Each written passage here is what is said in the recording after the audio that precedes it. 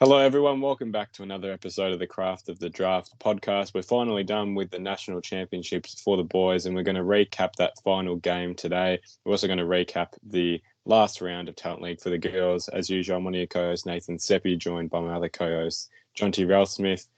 Jonty, what was your recap of that National Championships for the boys? Allies got the victory in the end, which we saw last week, but we wrapped it up with Metro and Country this weekend. Yeah, we did, and it was a very good contest. And obviously, the third quarter from Country blew it away from Metro, and they were never really able to get back in the contest after that, with the margin stretching out to as high as 40 points. But yeah, no, there are a few good matchups that we'll be keen to discuss, and obviously some players overall who boosted their stocks, but also in that game in particular. So I guess if we start with a Metro point of view, I think Jagger Smith was one who was arguably best on ground in that game. Obviously, through the midfield, we know how much talent he's shown as a bottom major, both at Oakley level and also at Vic Metro level. I think that was his best game of the championships. Would that be your takeaway from it, Nathan? Well, 100%. He was definitely one of the best on ground. He's just a very classy ball user in the midfield. He knows when to take on the game, and he's just quick with his ball use that allows a really good transition, and he's one you want the ball in his hands a lot. And we probably compared his, championships as well to Levi Ashcroft in the end, who were similar in bottom majors in terms of their performances, but he was fantastic and played his role really well. And it's, hard to look past him as a very, top 10, top 5 prospect next year, really. Certainly, and Levi Ashcroft would be in that similar sort of vein, and he showed that on the weekend, as he has through his 3 games during the championships. Of the top ages for Vic Metro, I really enjoyed the Ollie Murphy game, and he won the Vic Metro MVP. But his matchup with Archer Reid was one which for me was quite an intriguing one to watch. Archer Reid finishing with 2 goals to 2, when his best game of the championships was the consensual takeaway from that. But I don't think that's at all a slight at Ollie Murphy's game, who, like always, reads the game really well and obviously able to take some intercept marks, as he was again on Sunday.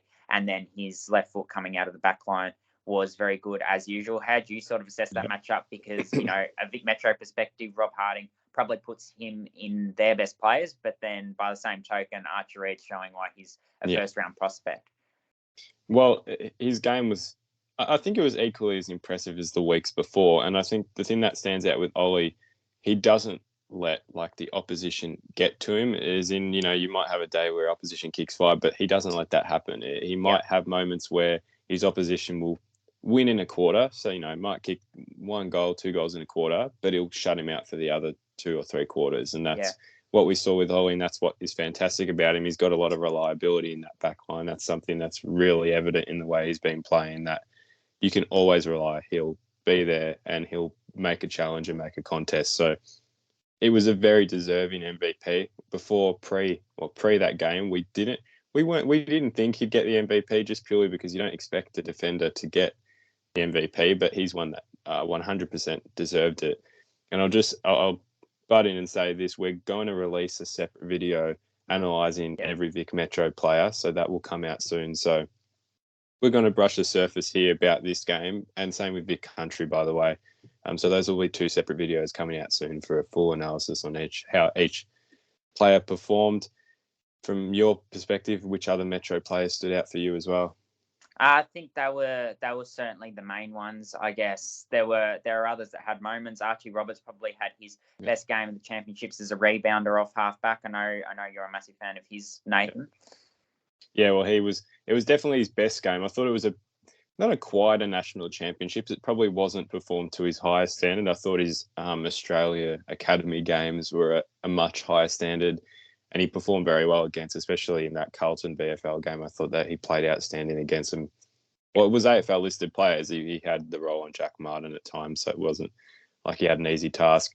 Champs, it was probably just his disposal efficiency let him down at times, but that last game against Vic Country was probably the most impressive. And that, I'd have to agree. It probably wraps up. It really wasn't Vic Metro's day in the end. It was 22-40, wasn't it, in the second quarter? And then it was 81-40 about 15 minutes into the third quarter. So it was 9 goals in a row, which probably segues well into Vic Country. And they were just fantastic. I'm going to start with a bottom major here Finn O'Sullivan.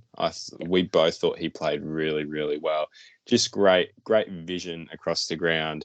He kicked a really nice check side goal at one point as well from 35 metres out. Like, it was on the run. That was an outstanding game from him. It's always good to see the bottom majors come up and show what they're capable of. What was your analysis of the way he played? I know he stood out for you as much as he did for me. Yeah, well, it's just really nice seeing the bottom ages. Obviously, we know the talent of some of these top ages, but to see him go up against Jagger Smith, obviously they're teammates at Oakley, and you think they're probably going to be around that 1, 2, 3 mark next year. Yeah. And I think it built on the game and showed it wasn't a flash in the pan. We know it's not a flash in the pan, his performance last week against the Allies, because of how well he performed at the under-16s National Championships last year. But it was showing those similar traits, and to do it through the midfield with players a year older than him was really impressive. The other matchup that was intriguing to watch for me at the other end of the ground was Angus Hastie versus Nate Caddy. And I know you noted the impact of Angus Hastie playing on someone who's a little bit taller than him. So I think it really showed that he's able to play on talls, he's able to play on smalls, with his ability to get a fist in and really split some aerial contests with Nate Caddy, who again had some shots on goal and hit the scoreboard. But I was still impressed by his defensive accountability. We know how much drive he provides off that Vic Country and Geelong Falcons half back line, but showed a little bit of a different element to his game, did Angus Hastie on Sunday. Well, I think Nate Caddy I don't think he kicked one until it might have been the second half. I don't think he definitely had much more impact in the second half than he did the first half. But Hastie, we know, like, he's an athletic defender, so you can really put him on an opponent a couple centimetres taller, and he'll do the job as well as he does with someone his height. And we know his drive out of halfback is fantastic with a really nice left foot kick. So he was really good. He's been pretty consistent, old champs. I can't really fault him in any of his games. It might have been, Patra was a bit inefficient, but otherwise he's been really consistent and played his role really well. I couldn't fault him, and I doubt you could as well.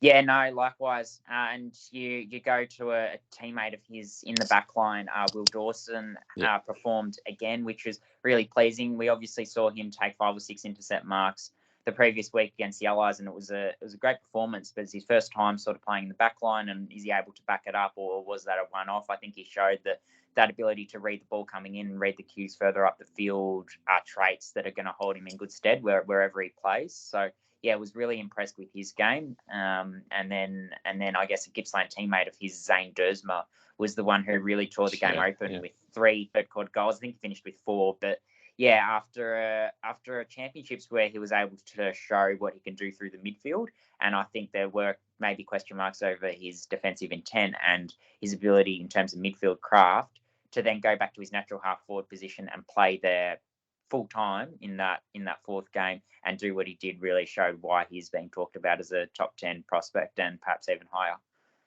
Well, he was, the note I had on him was Dersma unreal. That was probably the word to summarise how he played. It was just, we talk about like impact per possession, but this was like impact per possession. It was just outstanding the way he turned it on.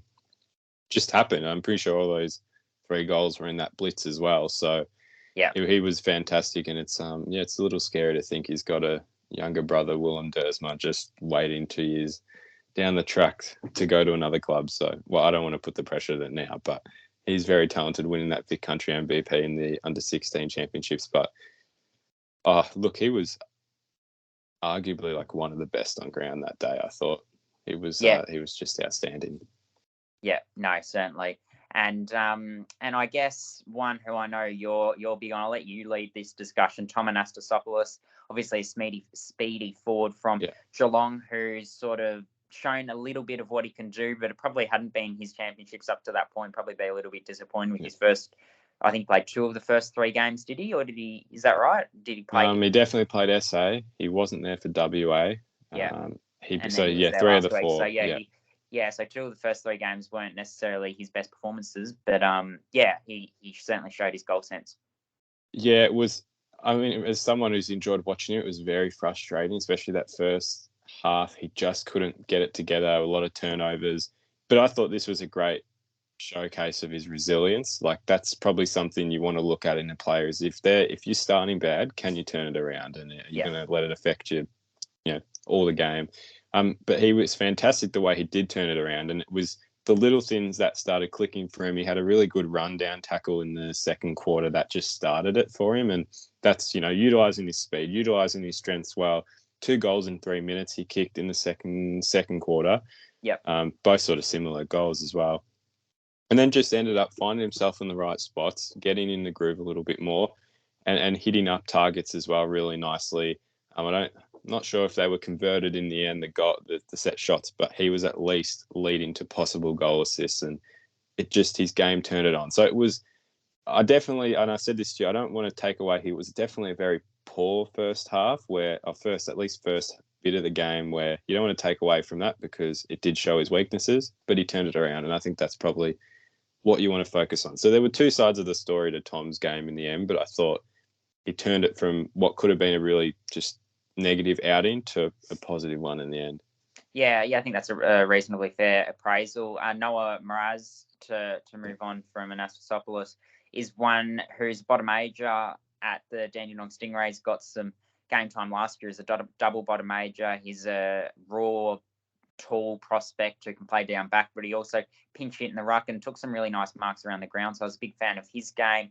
Harry DiMattia played off half back as well, so we know he's played predominantly through the midfield and been a key ingredient through there for Vic Country. But I think playing off half back was able to show his ball use a little bit more, and I know they were really pleased with that on the weekend. So yeah, it was really great to see that side of Harry DiMattia's game. And the other one that probably really impressed me to round it out was Darcy Wilson. I thought he performed really, really strongly. Murray Bushrangers kid who is certainly in first round discussions, Nathan, and we know he's got that versatility, but showed all aspects of what he can do. I'm like, he's an outstanding player to watch. I do think he's underrated. Like, he's not underrated in terms of where he's he's around the first round, but I think he's one of those, you pick him up in, the 12 to 15 range, you're getting the real steal with him. He's extremely classy with the ball in hand. His running capacity as well, that's just something that, you notice. He's great two-way runner. It was another one that played a really consistent champs. I thought he didn't, have an amazing breakout champs, but it was just consistency. When he's going to get the ball in hand, he'll use it well. Yeah. And he'll make an impact as well. He's not one that just sort of stays in his area. He'll make an impact in all three areas of the ground. So, yeah, he was another one I thought was fantastic. Yeah, he was certainly bold with his ball use, no doubt. I guess before we move on to the discussion about the overall championships and who boosted their stocks, just worth touching on, obviously, Harley Reid, the probable number one pick, got the Vic Country MVP, and he probably affirmed that he was going to get that award with a really strong finish on Sunday. He finished with 11 clearances and some of those fend-offs that he was able to do. So we know how strong he is, and I think his skill set was really on show. So that was really fun to watch. But yeah, moving on to some of those under the radar prospects. You touched on Ollie Murphy before, and just one thing to pick up on, we have already touched, mostly on him, but I think you mentioned about how he's able to sort of stay in contests and not let one poor quarter affect him. I think that was something that was really on show against the Allies. He conceded 2 or 3 goals to Jed Walter in that first quarter, but then after that kept him really quiet. So I think his ability to turn it around in that game, by and large, would have contributed to the award and showed that aspect of his, his mentality in game. So that was really impressive. You touched on Angus Hastie before and how productive he can be coming out of the back line. So he did that throughout the whole championships. And yeah, his defensiveness was also really good, was able to shut down opponents at different stages. And Michael Rudd was probably the most reliable forward for Vic Country. Unfortunately, was laid out with a slight hip injury from the Sunday game, but yeah, kicked more goals than I think any of his teammates, perhaps Zane Dersma. I would definitely be. I don't say that with much confidence. But actually, just on that topic though, I think credit to Jacob Grant, who came in late. He played pretty well. Yes. Going back to the Sunday game, he did play well. But Michael Rudd, so Jacob Grant came in for Michael Rudd. But yeah, no, when Michael Rudd played, it was very good in terms of his hands overhead. Was able to clunk a lot of marks inside 50. Yeah, it was his contested work that was on display. I don't really think he took a heap of uncontested marks when he was getting them. He was getting in the right spots. I'd argue he played better than he has it in Falcon, like at the Falcons. Obviously, still played terrific at the Falcons, but yeah, he was just making terrific impact, and he was converting as well. I again don't have the stats in front of us, the exact stats, but I reckon he was the most efficient goal scorer. I don't think he would have missed a lot, and he was just kicking them from everywhere as well. So he was extremely impressive, and he was one of my best overall for Vic Country across the championships. Yeah, certainly. Kay Delarue as well played a really Yeah. strong game against Western Australia and found quite a bit of the footy as well against Vic Metro. I think his ability off half forward to find the footy, we know playing that half forward, high half forward role, you can sort of get caught a little bit, and sometimes you're leading up and the ball goes over your head and that sort of thing. But that didn't really happen to him, and it doesn't happen to him at Dandenong level either. So that's a real credit to him, his ability to find the ball, and he makes good decisions. He's really strong through the core and he moves really well. So I think it was a really impressive championships from him, and boosted his stocks from a Vic Country perspective. And I guess to finish off on the Vic Country theme, Will Dawson, though, as we spoke about, with his ability to show that he can also play in defence, and George Stevens through the midfield. I think he really led that midfield. The AFL Academy captain, big body, we know what he's able to do. How do you assess his championships? Yeah, well, I have been critical of his kicking in the past. I just thought it was a bit too hack kick type, that he'd get it and kick. I think that's certainly improved. Always willing to give players credit where credit's due, and he certainly touched that up in those championships.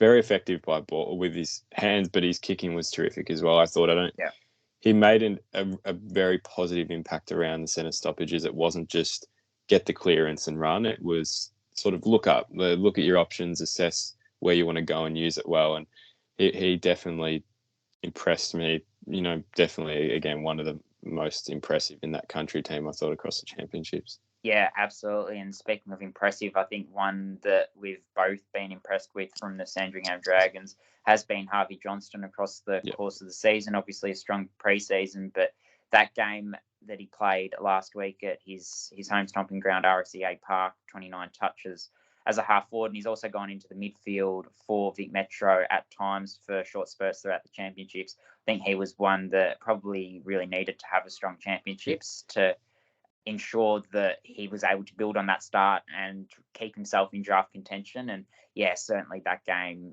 that he played, the third game for Vic Metro, was the strongest. But yeah, throughout the whole championship, his ability to hit the scoreboard and show his skill set, not do too much with it as well. We know sometimes he can try and do too much with it, but in that third game in particular, he was giving first option, and that was really leading to positive outcomes for his team. I thought it was a pretty positive championships overall for Johnston. Yeah, I agree with everything you've said there. You summarised it pretty well. It was, and that's what we sort of spoke about. He especially pre-season and the earlier rounds of 2023, at times he would tend to do a bit too much with it, run himself into a bit of trouble, because we know how agile he is. He's able to get out of contests really well. And I thought he did that well, extremely well at championship level, and was given the good option. It was either a nice kick forward or just a good handball to a runner by his side. So he was just using it very well, and that's probably what made him stand out, because we know he's got those assets of being able to get out of contests, use his speed and agility, but it was probably those other things that stood out for him as well. So it was a really, really good championships for Harvey, and didn't do himself any harm. No, certainly. Caleb Windsor's one who I'm a massive fan of from the Eastern Rangers, a winger who runs hard all day, and perhaps coming into the championships some question marks over his kicking, but he answered those. I know he kicked the first goal last week, and that was right in front of the Danny Frawley grandstand, and certainly got the crowd up and about, and to convert from 50 like that, but also throughout the championships, his kicking going forward had a lot of directive and a lot of purpose, which was really important from a Vic Metro point of view, and I think he was the best of the wingers for Vic Metro throughout the championships. Nathan, would you agree with that? Yeah, I would agree. I think he's, in terms of like what I said with Ollie Murphy, he's reliable. He's a player that's really reliable in that position. He'll use the ball in the best way possible. And it was, his kicking was outstanding. I thought that one goal, that first goal of last week, was just probably the best goal that's seen in the championships, really. It wasn't like outstanding, but it was just the way he did it. It was just so composed. Like the start of the game, I thought it was a fantastic goal. But he was just reliable. Every time he touched it, it was usually used well and wasn't ineffective with it, and chose the best options. So I would agree with what you had to say about Windsor on that occasion. Yeah. And Kynan Brown was one who was very good through the midfield, able to get out of traffic and got several clearances. Probably his third game was his best game, but yeah, it was a really solid championships. And yeah, he'd be in the top 30 to 35 discussions now, I think, if he wasn't already around that mark. Yeah, well, he's smaller for a midfielder, but it's the way he can burst, and his hands, especially at Oakley level, that was just extremely evident how clean he is with his hands. And he did that again. He reads the tap of the ball well and can get out of the 7 stoppages and use it really well. And he's probably like the first part of a chain, but he'll lead to even further up the ground. He's a good runner as well. So yeah, really strong game awareness, which sets his teammates up to be in really good positions, I think. And just an ally just worth touching on before we move on as well. Obviously, we know Connor O'Sullivan and plenty of other allies from beyond the Talent League or some of the academy teams boosted their stocks, particularly Gold Coast. But Benny Scottard from the Murray Bushrangers worth touching on as a small forward. He's certainly put himself in discussions. We know how good he is with his step and his opportunism, and he's very good overhead as well. So an excellent championship from him and able to hit the scoreboard consistently. But moving on to the Talent League girls, we did have a round this week, which was somewhat overshadowed by that big game on Sunday. Round 14, Tasmania played Murray and they won 8-15-63 to Murray 0-2-2.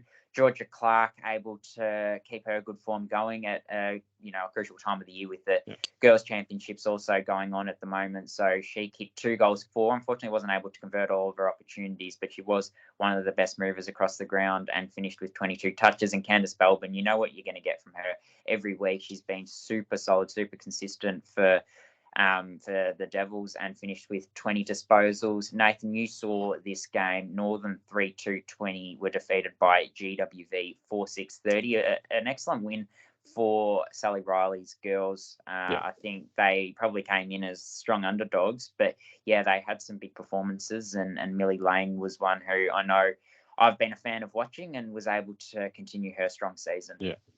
Yeah, well, she was fantastic. It was an impressive win from the Rebels girls because I don't think they've beaten a Metro team this year, so it's always good for a country team to knock off a Metro team. It's like pretty big in terms of where the teams were sitting as well. It's pretty much solidified GWV a final spot. Not solidified, but 90%. But yeah, Millie Lane was terrific. We've seen how good she's been. Her kicking was phenomenal. There was one kick, I reckon, it was in the centre square, laced out 30 metres, sort of on a really tight angle. That just sort of that blew you away. Great intercept marking and just great run and carry along the wing as well. She knew when to take the game on and hold, and then just hold back a bit and hold with an opponent. Tyler Crabtree was one that she played her second really good game in a row, used the ball really well and just showed her speed and effectiveness. And then Claire Marnie, 2 goals, 2 contested marks that they came from. And she converted really well. And then the last one I thought was worth a mention, Molly Walton. She had 14 touches in the second quarter, absolutely dominated with it in the second quarter. She was really aggressive with the ball, and I thought that was what stood out. Took the game on and just went in for the contest and got the ball. And it proved she did get 14 touches in that second quarter. So she was another one that was really impressive. And Northern, it was Zoe Hargreaves again that played pretty well, and it wasn't really Northern's day. Ava Jordan struggled to get into it. It was just it was the ball use that let them down, and that's where Rebels capitalised. And it was pretty poor a couple of weeks ago, but they have touched up on that and performed really well. Yeah, no, very good overview, and good to see some of those players around that Vic Country region performing well, with obviously Vic Country's first game next weekend. So some of those GWV girls will be involved in that, no doubt. And moving on to Gippsland and Eastern. Gippsland lost 3-3-21 to Eastern 9-4-58.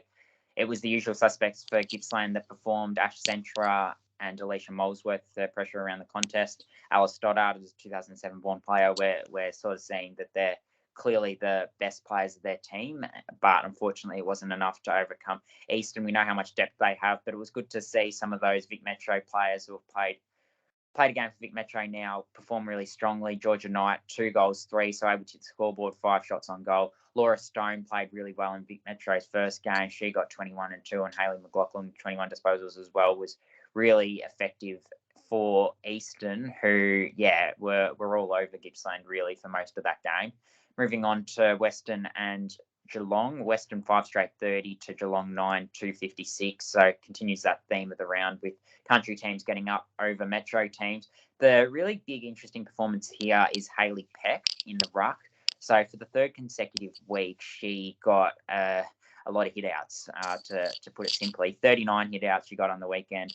Previous week was 22, and she also had 41 3 weeks ago, 24 and 23 hit-outs the weeks before that. So she's getting first hands to the ball. She's 180 centimetres and uses that frame really well. But what was really impressive about her game on the weekend was that she was able to get involved in general play more than she has in the past. So 17 disposals, and was giving it to runners, giving it to players who are able to advance the ball forward really effectively, and then also 7 tackles. So that follow-up work is something that was really impressive, and she's probably, if not the best, then certainly up there with the best Vic Country rucks in the competition with her form at the moment. Stella Huxtable and Georgia Tyrrell as well, worth a shout out for their form. They're leading the charge for the Geelong Falcons when it comes to the double bottom majors, the futures girls who are getting exposed. Dandenong obliterated Bendigo 25-8, 158 to Bendigo.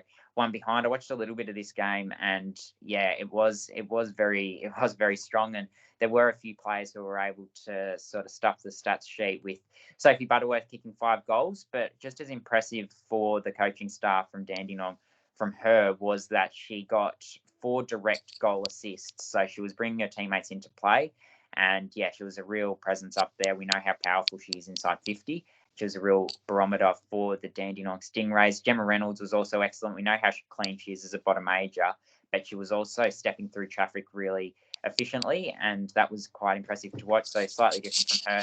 But the Stingrays coaching staff, after quarter time, threw the magnets around. They were up 51-0 at that stage. So Ali Simons, the highly regarded ruck, went down back. Gemma Ramsdale went up forward and kicked a couple of goals. Michaela Williamson played in an unfamiliar wing position, and her running was really impressive. And then Nikita Harris and Stella Rogers took front stage in the midfield. So, very good performance from Dandenong. And Oakley Sandringham was the last game of the round. Oakley lost that one 2-4-16 to Sandringham 2-9-21. A big upset here, and one that we certainly didn't expect. But I know you're pretty well connected down at Sandringham, Nathan. What can you tell us about the performances that catalysed that victory? Yeah, well, it was a big win, and they just keep themselves in final contention, but it would still be pretty hard. They need results to go their way. But Ashram Ruin in the back line, her speed out of halfback was really, really good in the end. And the big question I asked was who did play on Emma McDonald, and Annabelle Embleton had that job. Yeah. She kept her to 1 behind, really reliable in the back line, and that's something, if you're a recruiter, you're looking at that and saying that's impressive to keep someone who's pretty much hit the scoreboard in every occasion this year. Yeah. She shut her down. Mia Zielinski didn't hit the scoreboard, but her work rate and her defensive efforts are really good. And then Sophie Mackay, she had a pretty good game at Metro level against SA, and she came back into the Sandy midfield and dominated with 26 touches, and I think she kicked it behind. Oh, maybe she kicked the goal, but she definitely did get on the scoreboard. So those were the main ones for Sandy in the end, who led them to that pretty impressive win. The big storyline coming out of Oakley from that game, or not just that game, but also the last month, is Chloe Bown, a 15-year-old 2025 draft prospect who has just been so solid. And the fact that on debut 4 or 5 weeks ago she got midfield time probably highlights how highly they do regard her, the Oakley coaching staff. They see her as someone who could go top 5, top 10 at this stage if the 2025 draft was held tomorrow. And she's really shown why there's so much faith in her, consistently getting over 20 touches. She had 21 and 7 tackles on the weekend. So her ability to do it both ways is what's really impressive. She's got those offensive weapons in terms of her cleanliness and her long kick, which gets it going forward. But she's also really strong in the contest, able to put herself in positions which prevented Sandy on the weekend, but prevent opposition players from exploding out the front. So her pressure is really impressive as well.